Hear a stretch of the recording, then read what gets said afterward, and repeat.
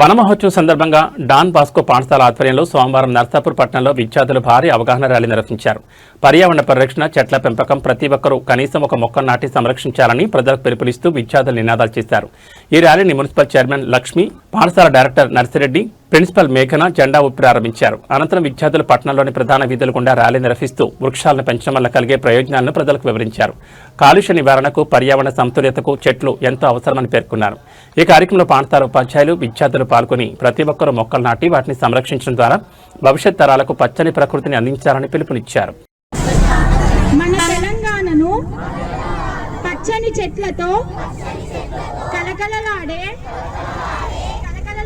చేసి మన తెలంగాణ తల్లికి వన మహోత్సవం సమర్పించేందుకు చిత్తశుద్ధితో కృషి చేస్తానని, నా వంతుగా మొక్కలు నాటి వాటిని సంరక్షిస్తానని ప్రతిజ్ఞ చేయుచున్నాను. Save trees, save water, save life.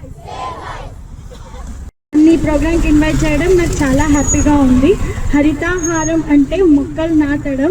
మనం ఒక్క మొక్క నాటితే అది పెద్దగా వృక్షమై మనకు ఎంతో డెవలప్మెంట్ ఇస్తుంది. ఫర్ ఎగ్జాంపుల్, మనం సైన్స్లో చదువుకున్నాం, కార్బన్ డైఆక్సైడ్ ప్లాంట్స్ తీసుకొని మనకు ఆక్సిజన్ ఇస్తుంది. అట్లాంటి ప్లాంట్స్ ద్వారా మన అందరికి ఇంత మంచి ఆక్సిజన్ ఊపిరి ఉంది, మనం బతుకున్నాం.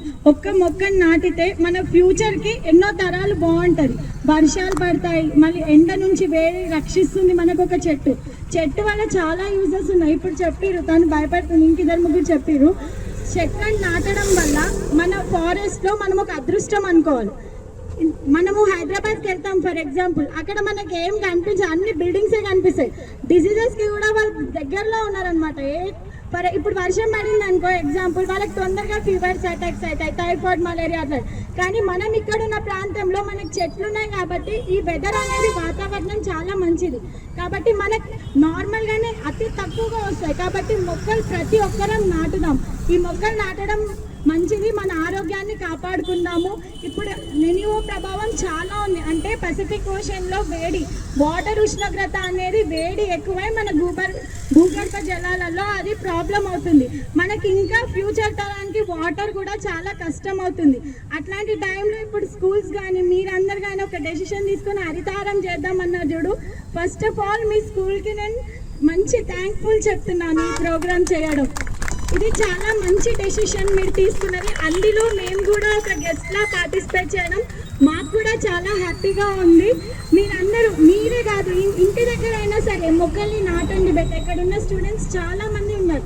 ఒక్కొక్క మొక్కతోటి మనకు చాలా యూస్ఫుల్ ఉంటుంది. కాబట్టి ఈ ప్రోగ్రామ్ ఓట్ నేను స్టార్ట్ చేస్తున్నాను.